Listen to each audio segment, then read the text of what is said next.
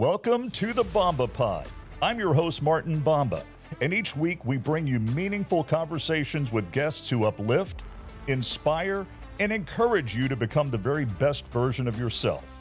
Whether you're chasing a dream, building something new, or just looking for a spark of motivation, you're in the right place. Produced by Dennis Ayotte and proudly supported by Window World and PJ's Coffee of New Orleans. Let's grow together. Let's be inspired. Let's get started.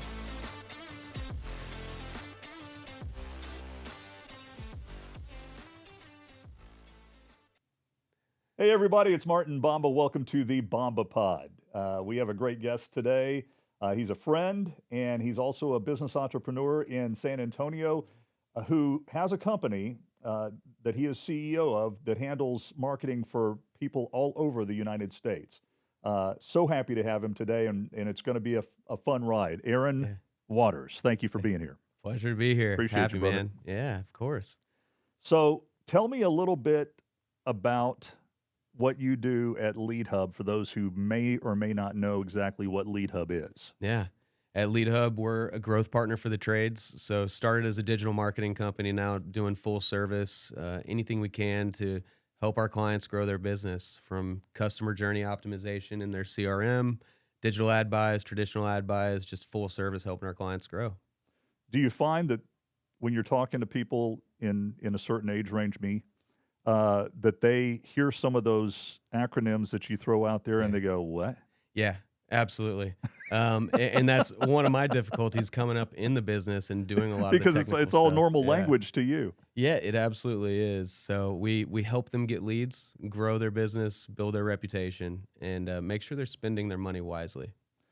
And you mentioned right off the top that you do this for the trades. There are a lot of marketing firms, digital marketing firms that handle doctors, lawyers, you name it. Yeah. And you guys decided to focus specifically on the trades. What made you make that decision? Yeah, it's the carrot at the end of the stick, basically, of you could do anything for everyone. It's been, our founder, visionary, really brought up in the trades. The company was born out of Champion AC's call center. Yeah. And so that's when I joined back in 2012.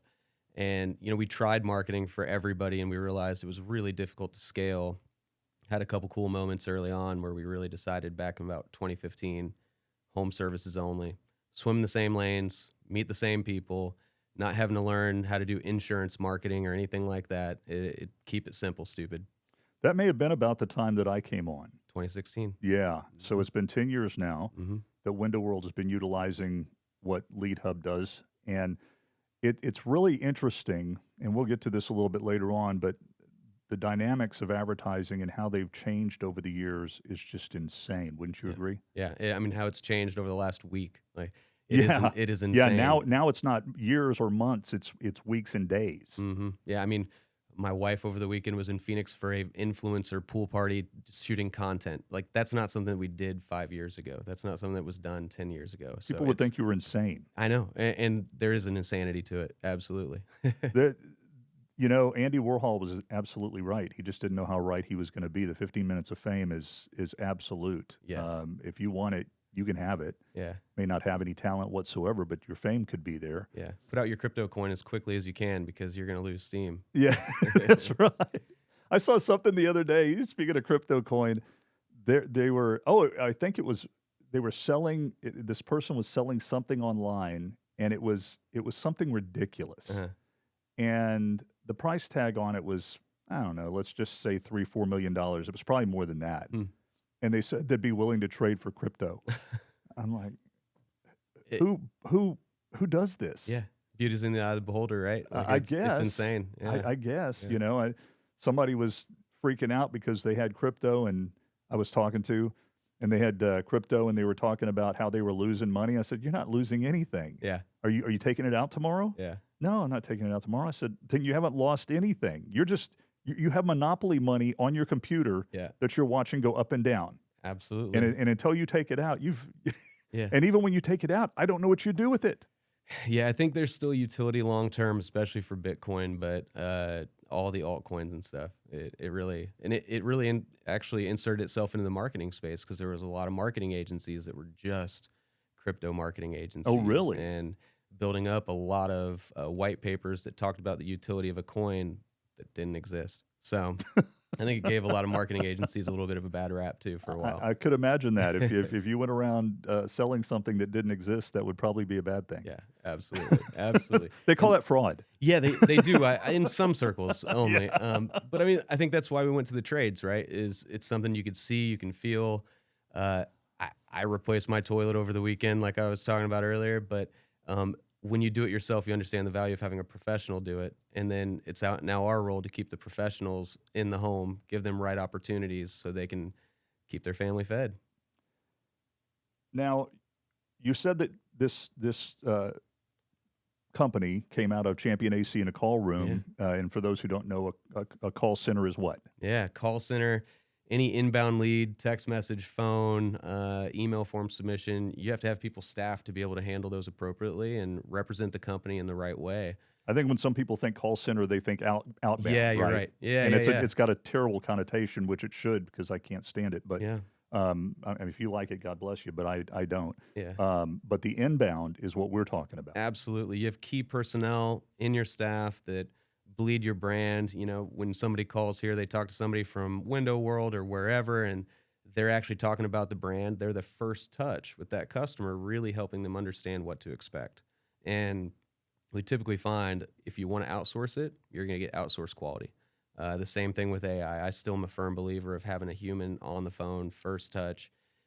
Everybody in the organization should be bleeding your brand colors, your brand values, and it should permeate throughout the whole org. And don't want to rob you of that. In the early days of Leadhub, Aaron, how did Ben and then a year later you and what's become your staff, what did you guys do to foster that culture in your business? Yeah, I mean, pretty easy when you have someone like Ben who scaled an HVAC company in the building, being able to talk about the ins and outs, talking about dispatching for dollars and tactics to help our clients really map for growth. But then having an SEO professional focus on link building and content writing, understanding that it's all about the lead, we put it in our name. And so at the same time, we're here to develop leads. We're here to also help them nurture those leads in the appropriate way, because we can report on clicks and impressions, but if it doesn't help get your guys in the home, what's it really doing for you? That's true, and I think a lot of people have the misconception that clicks equals money. Yeah, and in some cases it does. Yeah, I mean, if I was on TikTok, that would be true. Mm-hmm. But as a business, especially as a professional business or a trade business, clicks don't necessarily translate to money, do they? Absolutely not. And site speed is a huge issue. How long does it take for your website to load? Just that key factor. We're looking at bounce rate, somebody leaving without ever interacting with you. What's the messaging? And this is something that we talk about a lot. Like when you bring in a brand, over the years, we've had a lot of people that just want to buy ads. That's great. Well, talk to us about what's different about you. How are you guys unique? We got great techs. We do good service. And we've been around for 5 years. How is that different from anybody else? It's like, not. what's your brand identity? And so we really want to say, do you help them develop a brand identity? We do, and we ask those questions because we want the brand voice to be there. We talk a lot about charitable. Is there an organization that you guys are partnered with? Build some community. And I think that's a huge impact where you could do SEO and pay-per-click, the organic rankings, try to get a lot of content out there. But what's the life behind it? And typically that comes from the owner and leadership. Always. I don't think sometimes. I think always what the leader of your group, your organization, your company does is it becomes a direct reflection down the line. Absolutely. And as you said, Ben and you and your entire management team has done a really good job of that. I've gotten to see it grow over the last 10 years, and I've gotten to see how you guys have continued to scale and to improve and to move forward with technology. And in today's world, you talked about it earlier, and that is it moves at lightning speed, right? So if you're not keeping up with that, you're being left in the dust. Yeah. And I said something. We do quarterly addresses with the team. We call it State of the Hub. And so it's just after our quarterly leadership team does a quarterly session, we come and talk about what we're going to do as a business and where we're headed. And, one of our 10-year targets is to be a magnet for top tier talent. And one of the issues I also have is I just say stuff off the cuff, unplanned. And and one of the things I said was top tier talent is changing.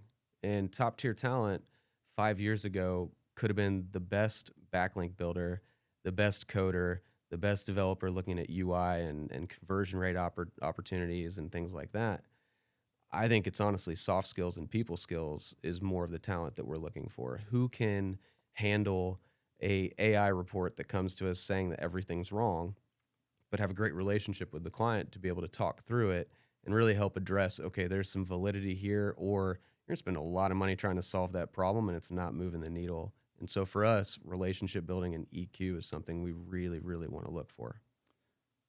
Well, I understand that because you can teach skills, you can't teach personality. Mm-hmm.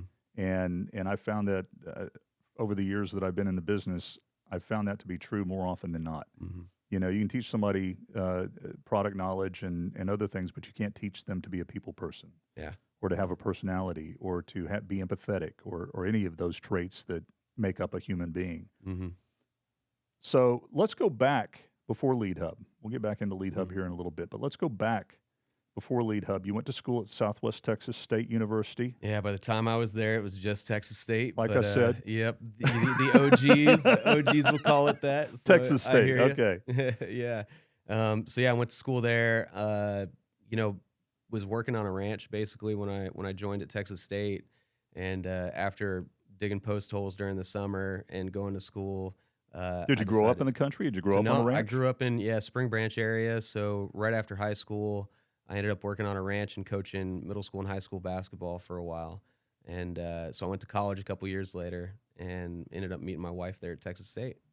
So what was the plan for you when you went to school? What was the end goal whenever you started your freshman year in your mind? Yeah. Well, coming out of high school, even I thought I was going to play basketball somewhere. And then I got into a league and realized I ain't playing basketball anymore. So there's a little talent out there. Yeah. I think I was in a league with Antonio Daniels, and I realized there's a different talent level here, and I'm going to see myself out. And so I ended up basically coaching for a bit, baseball, basketball, really, and then was an electrician for a bit. And then when I went to college. Now wait, let's back up for a second. I was an electrician for a little bit. Yeah. So you went from coaching. It was wild. To being an electrician? Yeah, friend of the family that owned it, Colby, out there in Spring Branch. And so one of my key moments growing up, I think I was 19 at the time, at Southwest Medical Research out here. I have a cousin who worked there. Oh, really? Yeah. So we were the commercial electricians to help with the portable buildings and get electrical out there. So digging trenches out there in the summer, and the guys told me every day, "You better go to college, boy. You got to go to college." And you went from digging post holes to digging ditches. Yeah, I was digging ditches. Then I went to digging post holes, and I didn't listen apparently. And then I ended up joining up my cousin when I was in college, ran a web hosting company. So all through college, I ended up doing web geeky stuff and building websites. And that's the funny thing. Whenever I look at you, and don't take this the wrong way. I will. You should take it the right way, actually. Well, I don't know how you're going to take it, but you are not the stereotypical computer geek. Yeah. Not even close. Yeah. You come from a sports background. Mm-hmm.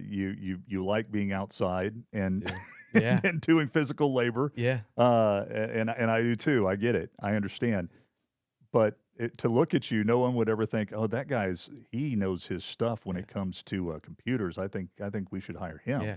Until you get to know you. You mean you don't think that guy can type 120 words a minute? I do not think don't? that. Okay. That's not. If you looked at me and thought that, I'd think you're crazy. And I can't. Yeah. You may be able to. I can't. Voice to text. That's all. That's all I'm doing. You gotta love now. it, man. Yeah. Gotta love that AI. Yeah, no, I appreciate that. I think it's also though like just understanding the experiences that I was blessed with and having people really teach it, and it's learned experiences. Like in New Braunfels is where the shop was, so I worked with probably 50 different small businesses, and I got to learn about Compass Recycling and how their product works and how they do recycling. And I think it was really cool as a 20-year-old, 22-year-old. I think it was 24 when I left. I really got to see how businesses were run and solve unique problems. Even there was a shop in Green, like an antique shop that I was doing marketing for. So it was That pretty thing was cool. there forever. Mhm. If it's the one I'm thinking of, right there, kind of almost on the corner. There was one called Dancing Bear, Dancing Bear is the Out in one. Green. She was Yeah, awesome. Yeah. Dancing So Bear.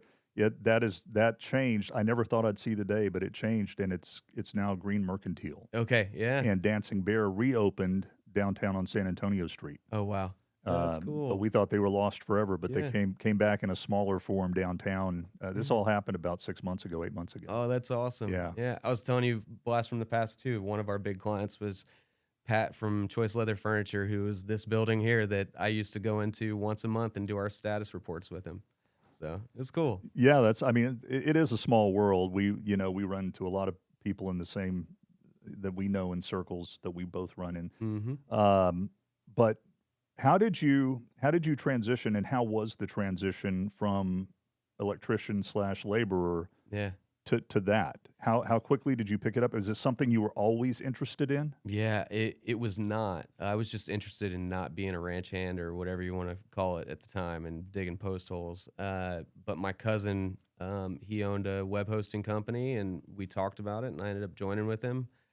And honestly, the first year I was doing a lot of really boring, tedious tasks. And I think it's something that stuck with me. Every role that I've had, which have been a lot, always starts with the boring, tedious tasks. And I think it's something that you have to learn that lesson of you can't do the cool thing. Even going back further, my first job, I hand watered a soccer field for 4 weeks. And my Marine boss just wanted to teach me that you can't go paint doors and do maintenance and do what you think is the fun stuff. You got to suffer a little or else you're not going to appreciate the fun stuff. A lot And of truth to that. it was really cool. And so went in and really did a lot of boring, monotonous tasks on the digital side. But as I started to learn, got more tasks jumped onto me, started asking questions from the developers and trying to learn how to develop sites and stuff. Thought I was pretty cool in class with my laptop up doing server maintenance.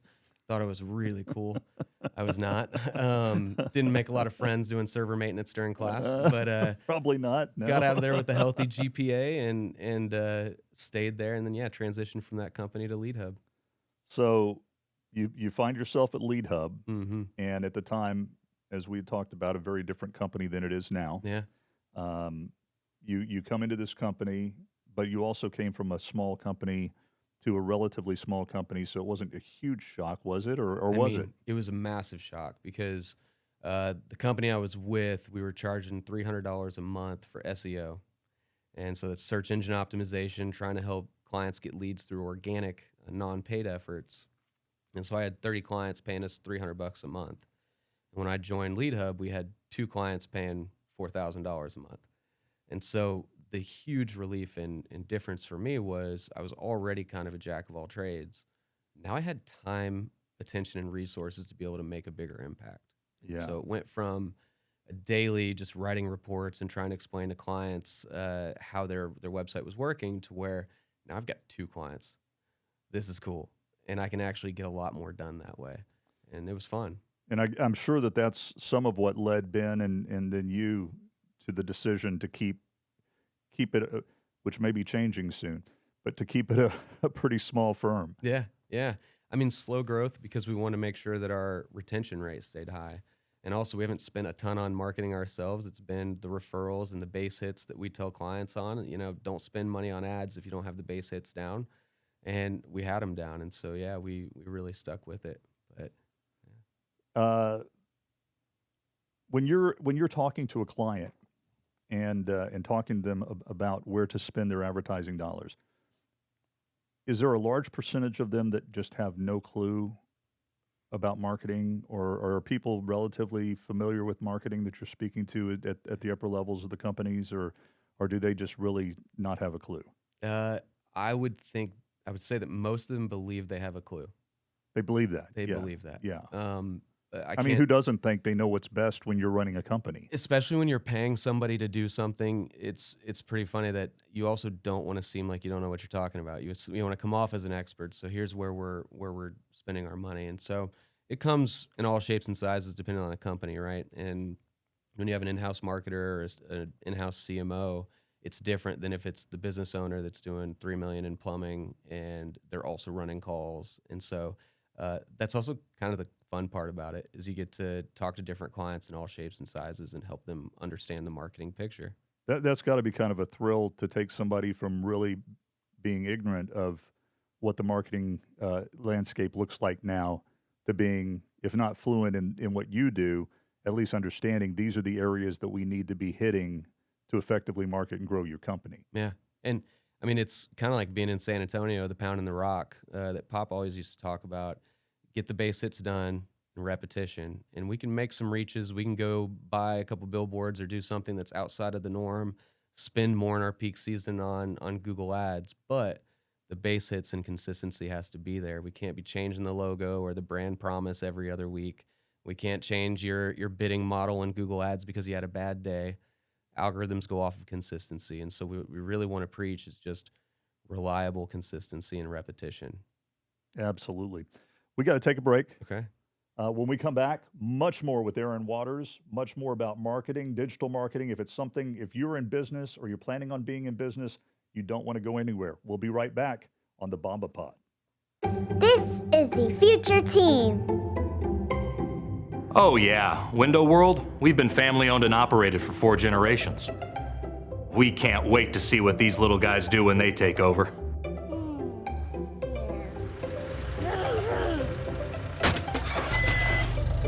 Okay, maybe we can wait. I think that's best for everyone. Want service that's honest? Window World, service for generations. These windows are seriously the easiest windows to clean on the market. Just a little bit of this glass cleaner, put it on there. Window World has been family owned for generations, which means chores aren't just chores, they're part of professional development. You got this, Layla. It's wax on, wax off. Needless to say, things are a work in progress. For squeaky clean service you can trust, call Window World, service for generations. Hey everybody, we're back on the Bomba Pod with my guest Aaron Waters today. We are talking digital marketing, entrepreneurship, and what it takes to build a successful business in today's marketplace. So thanks for being with us. Aaron, thanks a lot again for being here. Definitely. Appreciate you, bud. We were talking as we went into the break about the importance of consistency in messaging. Do you think that only means being consistent for a period of time in which you can really measure the success of the marketing? Or do you subscribe to a consistency in marketing across all mediums? Yeah.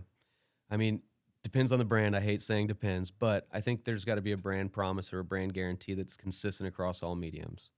But your message on Nextdoor is going to be a slightly different message than your message on Google Ads. And so, And why is that? what you're going to see now is you have community building efforts, and then you have more of a I'm just going to pay for the lead type of effort, right? And so if you're paying for the lead, you're doing Google Ads, you got to lead with cost and differentiators that are more about reviews and reputation management. If you're looking about Nextdoor, you're doing more community engagement. You have to build more about what you're doing in the community. Talk more about how proud you are of your technicians, how proud you are of your staff. Go for local awards, get into the chambers, and share that on the community building sites. How important is the time of the marketing that you're putting out on social media? The attention span has become almost nil. Mm-hmm. I mean, most consumers now, especially if they're, 35 years old and younger, certainly 30 years old and younger, their attention span is such that they consume everything that they consume online in little spurts, right? Mm-hmm. Am I right about that? Oh, yeah, absolutely. I mean, and that's where the ads you typically get on Instagram or YouTube, what we're typically looking for is just consistency of face, consistency of logo, consistency of message, because even if they're scrolling through, just that touch, that top of mind awareness is like an impression of, if you ever went to, I don't know if people use websites anymore, they do, but if you just go on, NBA.com, or I go to hoopshype.com to see about free agency for the Spurs, you get ads on the sides, you get the banner ads and everything. I treat a lot L of ads. the L, yeah, exactly. Yeah. I treat that very similar with the social media ads. Hey, you're probably not going to convert on this, but just a reminder, this is somebody we found in our demographics that has a household income of X that is in our zip codes that we want to target.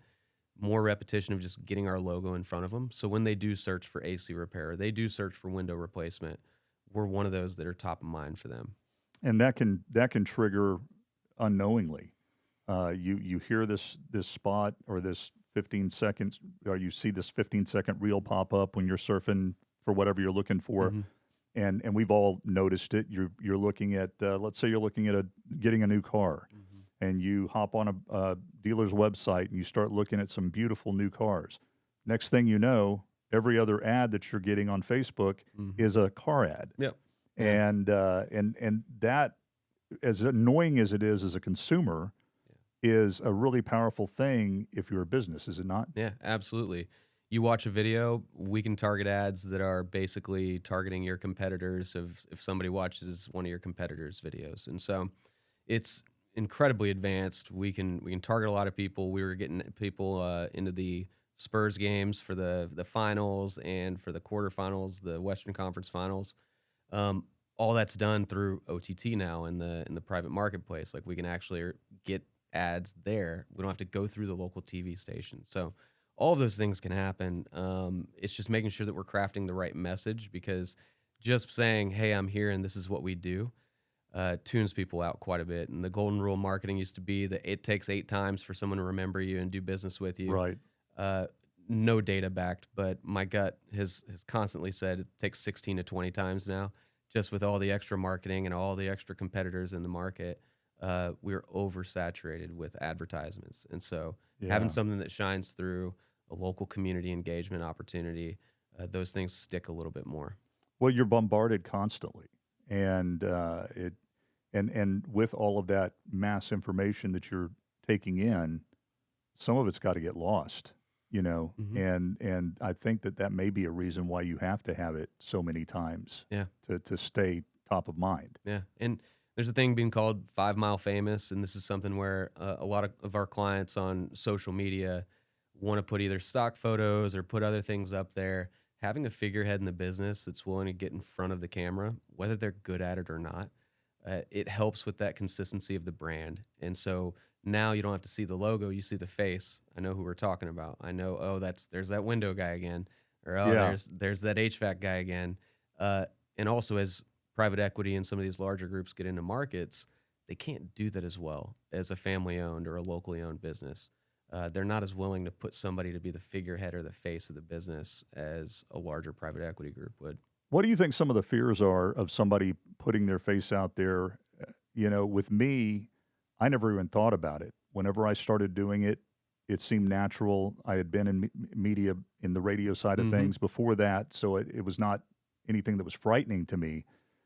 But for somebody who's never done that, and most people do have a fear of public speaking, do you think that they're afraid of being attached to the business forever if they do that? Yeah, well, you're one take Bomba, so for the record, I mean, you're really good at it. But speaking from experience, it was judgment, insecurities around being judged, insecurities around, man, am I going to say the right thing? Does it have to be dialed in? How many times do I practice?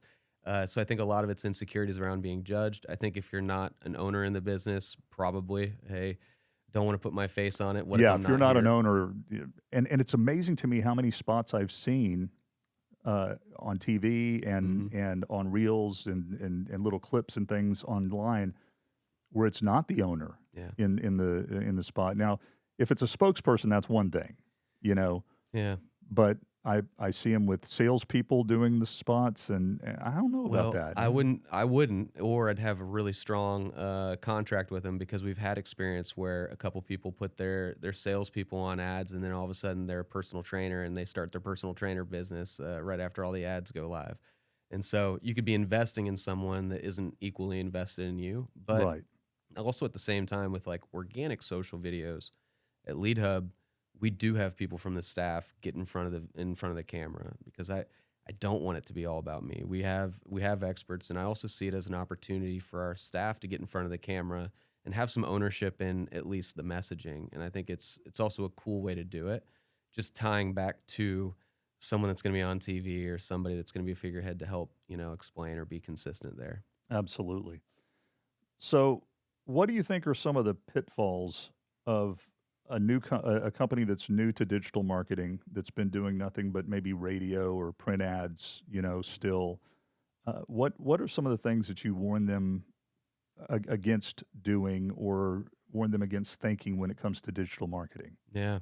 I mean, one of the pitfalls is they ignore the website and they think that, okay, we've been surviving off the traditional stuff, having a good audio logo, a jingle or something, a trackable phone number. People are just used to that. And then if you ignore the customer journey on the website, then you start buying digital ads.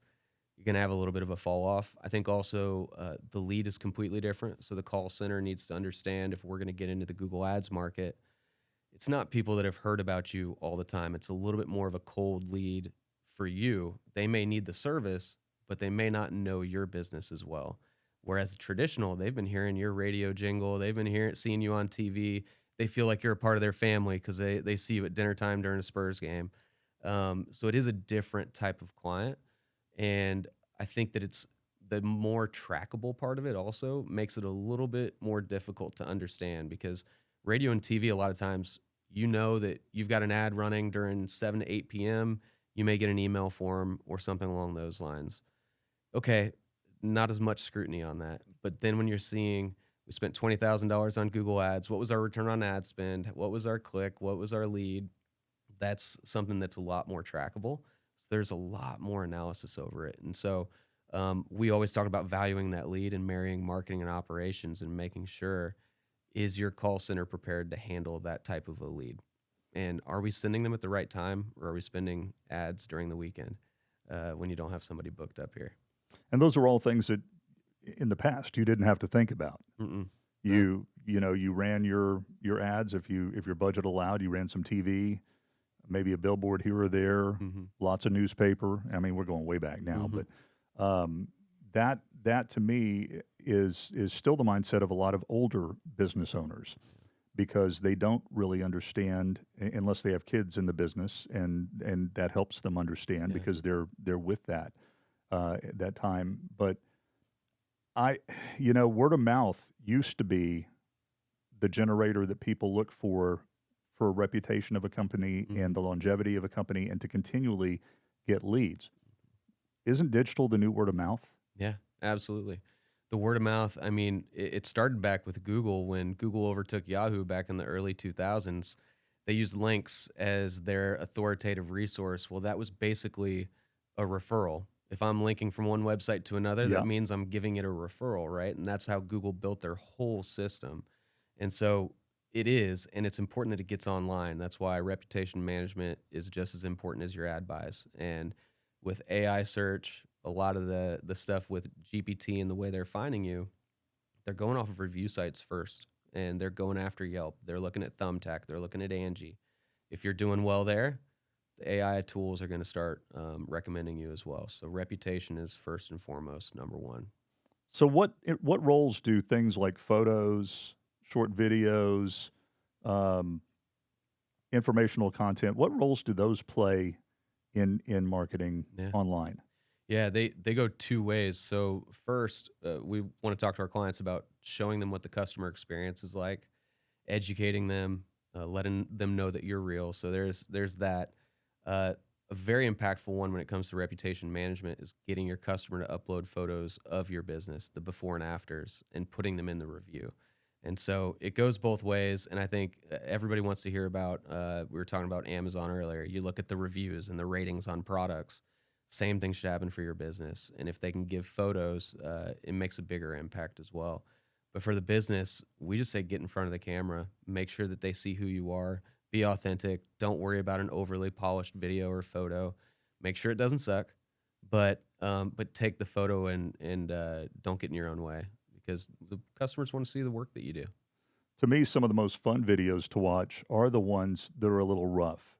They're a little more organic. And not polished and not scripted and not, done by a professional speaker, announcer. I think that those are more engaging because you do see the real person, you do see the real personality, and you're so used to being, again, bombarded with all of these images and sounds, and that if something snaps you out of that and grabs your attention, that's a good thing. Yeah. Now I have seen some people that probably shouldn't have been on camera. Yeah. That's true. Absolutely. Yeah. I'm not advocating for everybody getting in front of the camera, but maybe everybody gets in front of the camera with guardrails, and maybe they don't have a speaking opportunity. So let's talk about how you communicate with the client. Okay.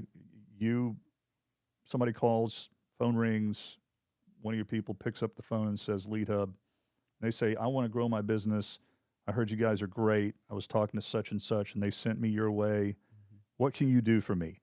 How do you discuss things like KPIs? And I've got to go to my notes because even I have to look at these things sometime. But cost per lead, leads, lead count, all of these things. How do you start with a customer or client that doesn't understand any of this? Yeah.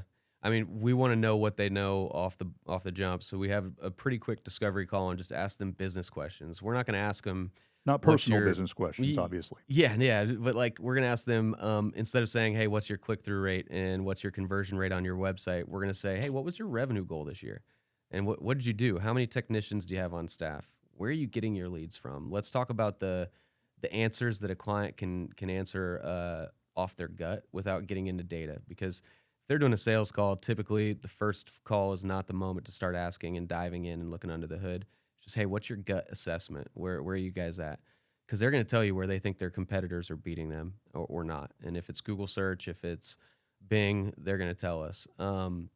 After our first discovery call, then we start getting really deep. We do our own analysis and we start to look at them versus their competitors. But getting to the KPIs and everything, typically if the business owner's calling us, we may get in with their call center manager to get some of those KPIs or an in-house marketer. But we want to. What are KPIs? Let's tell everybody what key performance indicators. Key performance indicators. So first time I heard that term KPI was probably a year and a half, 2 years ago, and it's become very popular. Yeah. And the first time I heard it, I felt like I was an idiot. Yeah. Because I'm like, KPI? What is a KPI? Yeah, as if we need new acronyms. And just with the AI stuff, we're going to continue to get more. But like my KPI at the house is, as I was fixing the toilet, my wife would ask, how many more days is this going to be? And the KPI was just days greater than 2, bad.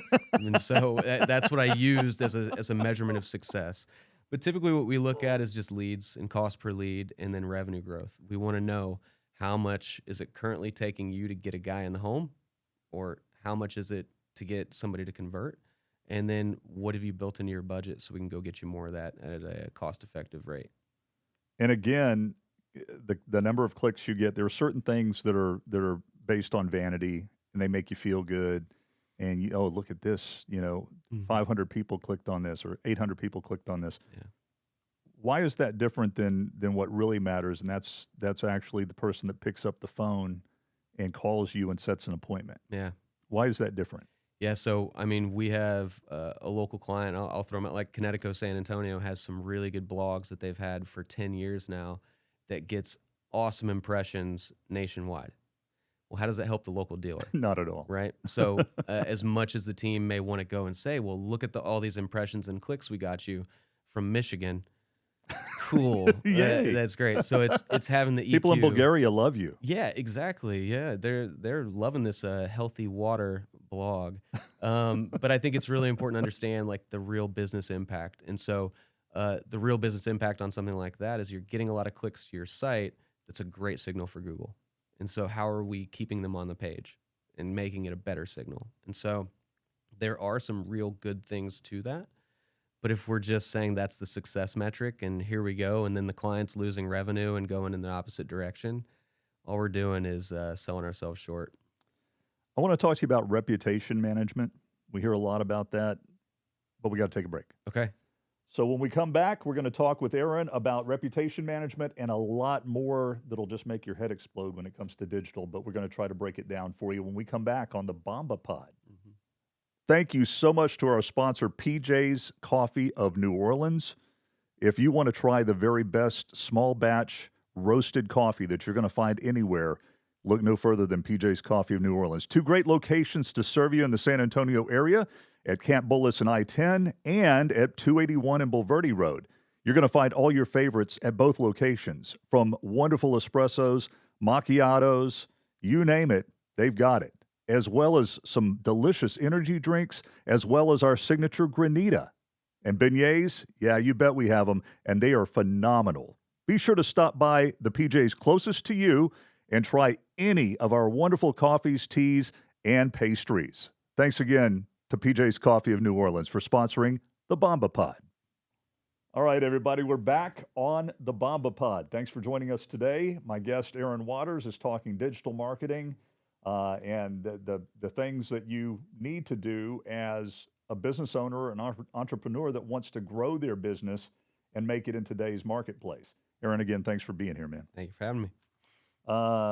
Let's talk about reputation management, because we know that most companies now, and we see it every time we walk into a restaurant, every time we stay at a hotel, every time that we purchase something of meaning, we get something in our inbox that says, hey, please give us a rating. Please give us a review. Please give us a review. Let people know how we did. Why is that so important? Yeah. I mean, one, it's immediate feedback to your team. So if there is an issue that happens, it's something that management can take control of and make it right. 2, the more important thing for marketing is, of course, the indexability. When you get reviews out there, whether it's on Yelp, whether it's on Google, wherever, the AI bots, the Googles of the world, all these machines out there are taking that into account and building a profile about your business. And so being strong on one thing, like, hey, just review me on Google, that's great. But having a breadth of positive reviews and positive experiences is what lifts up the overall brand equity and that visibility. So I like to think of it, though, less about the marketing side, more about you're going to get better behavior from your team if you're asking clients for reviews, and they know that you're asking clients for reviews, so your team is just going to do better work. Yeah, because they know that maybe their bonus hinges on that, or their employment, God forbid, if they're really messing up. But there are things that, that you don't have any control over when it comes to the reviews. What about the person that just likes to go on and blast companies? Yeah. You know what I'm talking about. Oh, yeah. You see somebody and you look at all their reviews, and every one of them is a I wish I could give them a 0. It's a 1. It's a 1 star. It's whatever it is. And they just don't have anything good to say about anybody, and it's their hobby to go out and just bash people. Yeah. How do you handle that? The unfortunate reality of the internet is it's given everyone a voice, and you can actually post wherever you want. I mean, that's the awesome side Anonymously. of the internet, but it's the anonymous side as well. Let their crazy shine through. Yeah. And a consistent, proven track record from the business, not getting emotional, being able to simply respond, explain what happened, offer to make it right. That's the right way to handle it. I mean, but you see so many businesses, get doxxed or get 1-star reviews that are not real. We had a client that advertised during Rush Limbaugh because that was the time that their show ran. People from Massachusetts, people from all over would just do 1-star reviews because their ad showed during that time. And so the opportunity there is to respond in a professional way. Don't have you in our customer database, would love to help you. Then we report it to Google or wherever on the back end. But responding professionally, because that's the way everyone wants to be treated, is with professionalism and courtesy. And I think that's the right way to do it. Well, I don't think as a business owner or as the person who's responding to these for the business, you don't do yourself any favors whenever you come off as defensive and angry. And I think that a lot of, me included, I'm going to include myself in this, whenever I first started needing to respond to some of these way back, I took it personally. Yeah. And you can't take it personally. You have to look at it for what it is. Either it's a true, legitimate complaint, or it's not. And if it's not, you still have to answer professionally. You still have to not act on emotion. And I think that that's something a lot of people don't understand. No, it's that whole, when you're angry, write the email you want to write, delete it, write the email you're gonna write. Yep. And so get the emotion out of it. And that's something that, early on, we wanted to take that emotion out of it for the business owner. Let us respond on your behalf.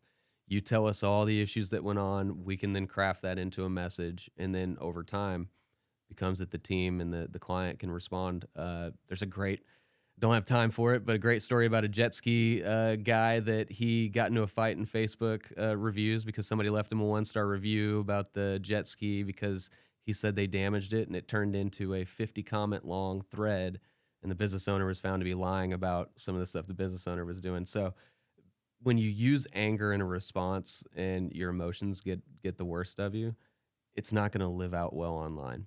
And we just want to help take that emotion out. And it's there forever. Yeah. Has anything come of, and there have been a couple of them that I've seen in the news nationally, but does anything ever come of a company that feels like they've been wronged by a consumer and has said something about them that's blatantly false, that goes after them in a legal manner? Has that changed anything at all, except for that person? Yeah, I actually have not seen that, so I wouldn't be able to tell you a narrative there. I know that typically what we can do, especially if it's on Google, is just respond appropriately. We can get it deleted, especially if they were never a customer. The BBB is another one, which good and bad there, but they at least have a process to where the business owner can dispute it. Correct. It's the whole, I wish we could review bad customers. Oh, and man. just be able to lay into them and it actually impact them, because there's no real threat for a customer to give a frivolous, ignorant review to damage a business. Really none. What do you think about these companies? Somebody's, had a couple of these dings on their review sites, and deserved or not, and they think, well, you know what? I don't think any of those should be there. I'm going to get them scrubbed. Yeah. What do you think about these companies that solicit people to hire them to remove bad reviews, and even worse than that, I think, to generate reviews for them? Yeah. You're opening yourself up to being scammed. And it happened in Corpus Christi, 2022. There were people leaving bad reviews on all of the HVAC company websites or Google business profiles in Corpus Christi. And this happened regionally all throughout 2022. What they would do is they would leave using sports players' names like David Robinson 0505, leaving a bad review. And then what they would do is they would message the business. I laugh, but that's not funny at all. It's not. It's bad. But it's so insanely obvious that it's a scam that you would hope Google would catch it sooner than they did. It took a few weeks, but then they would hit the business up and say, hey, getting some bad reviews, I can get those removed from you. The same people that are doing that are the same ones offering some shady service to help you eliminate them. Wow. There's Wow. no Create the problem, fix the problem. Exactly. And there's no real easy ticket. And that's the thing, is you got to do the hard work. You got to make sure that you've got a pathway to get natural positive reviews, because what's going to happen is they'll outweigh the negative reviews that come in, even if you do get scammed like that. We've had clients that get attacked like that, but we win when we have consistent 5-star reviews coming in. That I found is the quickest way to silence those, is to have good customers after good customers posting those great reviews. Mm-hmm. And, but I also, and tell me if I'm wrong in thinking this, whenever I look at a company that's been around, let's say for 3 or 4 years, they've got 600 reviews and they're 100% 5-star. Yeah. Does that seem suspect to you? It does in Google's eyes. Yeah. Google actually sees 4.9 as a better rating than 5.0. And what they see that is, just don't be afraid of that 4-star review. Yeah. Not everybody hits a home run every time. Yeah. You're going to have something. You're going to have a delay in manufacturing or shipping. You're going to have somebody not clean up the work site the way that maybe they should have, that you've trained them to. Basically, you got to be open to having the 4-star review. Say, hey, sorry, we didn't do our best job on this one. We'll do better next time. And don't be afraid of owning it, because you will get more opportunities. But everything looks like a canned response, 5-star review, limited text. Joey did great, but it's Joey's name on all the reviews. I think the consumer mindset is a little bit hesitant there. Well, we may be guilty of that as anybody, having repetitive people mention, because in our company, we ask our design consultants, we ask our installers to ask for reviews, and they'll ask, can you please mention me in it? Yeah. Because it feels good to them, and it looks good to us, and we've got a couple of guys that take it real seriously, and you'll see their name mentioned a lot. Yeah. But I agree. I think that the 4.9 carries a little more weight than the 5.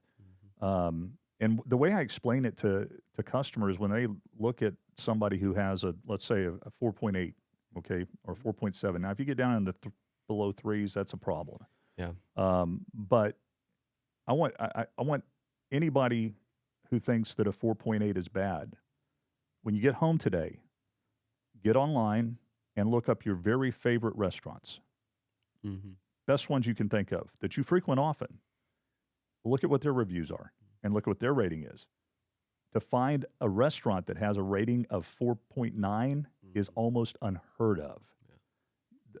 I can tell you a lot of restaurants I frequent often, 4.2, 4.3, and I don't think they're bad restaurants. No. I think they're good restaurants. I think that there's a lot of people out there who are just ready to jump on anything. Yeah.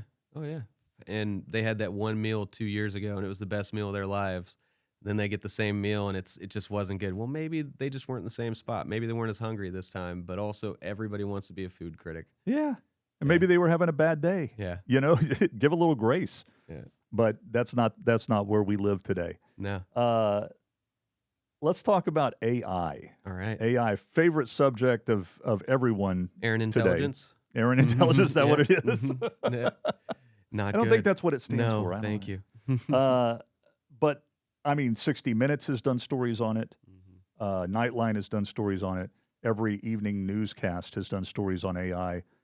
There are people that are scared to death of it. There are people that love it. And there's just not much in between. Yeah. What do you think? Yeah.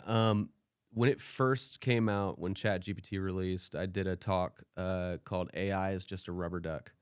And the reason being, in the engineering world, software engineers would give a junior developer a rubber duck at their desk. And they say, before you bother your supervisor, your senior developer, who's working on more important tasks, talk out your issue with the rubber duck. And then if you've talked with the rubber duck, then you can talk to your senior. It started out, and I still believe it's the best accelerant for your workflow and for your work. And I can attest to that. It can make an A player, an A+, A+++. Yeah. Can also be the biggest distraction and can also make us believe that we can do anything. And so I think we're going to have some issues with the tokenization of it. So it used to be just, hey, here's your $20 a month plan, and you can use it as much as you want. What's impacting businesses of our size now is they're basically rationing the energy. And so if you want to do more, then it's going to cost more. And I think that's going to have a huge impact in the next 6 months. I think you're right. As an assistant, it's a great thing. I think it's a great tool. I think that there's a lot of benefit and value to it for business owners and their staffs. It's when it becomes the replacement for what you should be doing behind the scenes that becomes a problem. And I think also we talk about human intelligence a lot. We say we got to pair AI with HI, and there has to be some discernment. And whether this story is correct or not, the FIFA World Cup, we've got everybody has pink soccer cleats right now, or boots, whatever you want to call them. If you ask Claude what soccer shoes I should make if I'm a shoe designer or shoe developer, it's going to say pink because it stands out. And so what the tone is that Nike, Adidas, and everybody actually use Claude to create their soccer shoes because everybody did pink this year. That's hilarious. And I think that like groupthink is a real thing in an organization. I think in the same way with AI models, groupthink is real as well. And maybe even more so. Absolutely, because it goes off of what works. And so what works for everyone isn't going to continue to be that way. And Ben always says, when everybody zigs, we zag. And I think it's imperative that we continue to think that way as we talk about marketing language and how we move forward. And I only see it becoming a bigger and bigger part of business and of marketing going forward. I mean, we're using you it can't right put it now. back. Yeah, no, you can't. What's probably the issue or the concern I always have is just how limited is it going to be for us a year from now? But the tools that we have to be able to just consolidate and get a bunch of information, read thousands of tables of data, going through zip code reports. One of the first things we did with you was pulled all of the jobs you did, right? And looked at, okay, well, where are we hitting home runs? Where do we want our guys working? And what zip codes are we winning? What zip codes are we losing? It used to take maybe 2 or 3 hours to do something like that and Right. actually be intuitive and look at it. You can do that in a matter of minutes and put it on a repetitive routine with an AI agent now. Those are the things that I think are huge advancements for us. And so I fully believe that AI is a positive. I think, though, a lot of businesses are struggling with how to use it because people are still using it in the wrong direction. Yeah, it's to be determined. Yeah, I agree. I find that I always say multitasking is a fallacy, but now I've got 2 work computers and I'm multitasking more than I ever have before. So Yeah. I've got to focus in. But what we're using it right now is to redevelop a lot of the software we pay for, because as a marketing agency, we've got a lot of tech that we pay for. So how much of it can we build on our own and use that? So we do AI call grading for all of our clients, and so we have AI basically go in and grade, tell us if it's a lead, tell if it was handled well or not, and then send that data back to Google. So when it comes to marketing and digital marketing, do you think that it's more important for a business to have this huge budget that they pour into their digital marketing, or do you think it's more important to know their customer and target their customer? Yes. Yes. Yes. Okay. I think you start with the latter. Absolutely. You got to know your customer and target your customer. And then pour the money into the right channels. And it starts with knowing where your customer's at and what's important to them. I think that as you see with a lot of the personal injury attorneys throwing money into the market, you can get a pretty good return there, but they also are trying to differentiate themselves by being a hammer or a lion or a boxer. And so I think that the messaging matters as well. But I think it starts with just the DNA of the business. What are we offering? What are our clients looking for? And then pumping money into it. Is there a drop-off point at any point in that trajectory where you've built your reputation, you built your name, people know who you are, you were the little company, maybe 8-9 years ago, but now you're bigger and bigger and bigger. Is there a point where you kind of plateau and level off? I think in certain channels, definitely. If you've been on the same radio station for a really long time, you don't want to spend or continue to spend in increasing your budget there. But there are always other oceans to look at. There are always other areas like the community development. I think Nextdoor, I've mentioned it earlier, is a platform that's a little bit ignored by the people spending a lot of money. And what you typically see is people that have a big marketing budget are not in those smaller tactics. A Thumbtack of the world that's a cost per lead program, $99 for a lead. The big guys don't have to worry about that as much. And so that's where a lot of the smaller contractors live. But I think this is what's super important, having a marketing plan, an annual plan, knowing where you're spending your money, knowing what your lead volume should be so that you can make rational decisions about where you're putting your money is super important. So what's one marketing myth that you wish every home service company owner knew? Oh, this is going to be geeky. Last click attribution is not as important as you believe it is. And so what a lot of with CRMs right now, so a lot of businesses are run off of a CRM. You guys have at Window World 360. We've got clients with Service Titan. Everybody's heard of HubSpot. Like, what operating system and software are we running our business off of? Well, then a lot of our clients want to know, I put X dollars into Google Ads. How many did I get in return from Google Ads? And for us to measure that, a lot of times we're looking at, well, what was the last thing they did before they called you? Was it a Google ad? Was it a Meta ad? Was it a billboard? Tough to manage that, right? Right. So a lot of our clients want to know dollar for dollar, if I'm putting money into a platform, what am I getting out of it? And we work towards that. We deliver that for our clients, but I don't want them to assume that that's the be all end all. Most of the time, that Google ad click was impacted by an outdoor billboard, by somebody that lives in their neighborhood, by seeing a vehicle at a gas station. There's a lot that goes into it. And if you start cutting a lot of your advertising and just chasing that last click that got them to call, you're going to miss out on all the other brand awareness tactics. That might be the best advice that you could give somebody, really. Yeah. Is don't put all your eggs in one basket, number one. And number two, point of last recall is a real thing. Yeah. That's something that I wish every owner of a business knew. Yeah, we get a lot in the call transcripts where they, clients like to ask in the call center. You call in, hey, would love to come out and service your HVAC. How did you hear about us? Oh, well, I heard about you on Google. Well, then we get the tracking source, and it was actually a meta ad call. And so conflicting right there from Right. what they said versus the actual number they called in on. And so it just proves the point of we want to track everything that we can, but we don't want to cut off things that we can't track, like a billboard or like radio. We want to make sure we do that with attention to detail. Aaron, I can't thank you enough for being with me today. Yeah.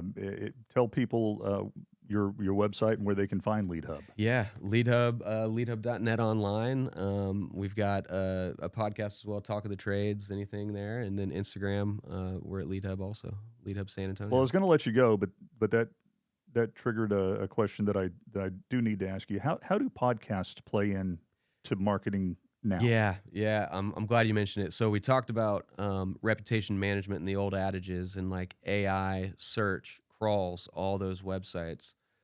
I think podcasting is huge for business owners to get their name, address, and phone number out there. And these crawlers can crawl so much information and store databases about your business. Scary to think about, but the more reps you get, I think podcasting is a huge opportunity in getting your name out there. Well, I know I've enjoyed doing it. Yeah. I hope it's helping. I have no idea. Pretty but good at it. That's not why I did it. Yeah. But I'm it's a good side benefit for me. Yeah. I do it because I get to talk to guys like you. Hey. Everybody, we appreciate you being here. It's been the Bomba Pod with Aaron Waters. Thank you so much. We'll see you next time on the Bomba Pod. Thank you. Thank you for tuning in to the Bomba Pod. If this episode encouraged you, share it with a friend, post it, and help us spread the inspiration. Special thanks to our producer, Dennis Ayotte, and to our sponsors, Window World and PJ's Coffee of New Orleans, for helping make these conversations possible. I'm Martin Bomba, and remember, your story matters, your voice matters, and your impact starts now. Until next time, go out and spread some kindness. Make the world a better place.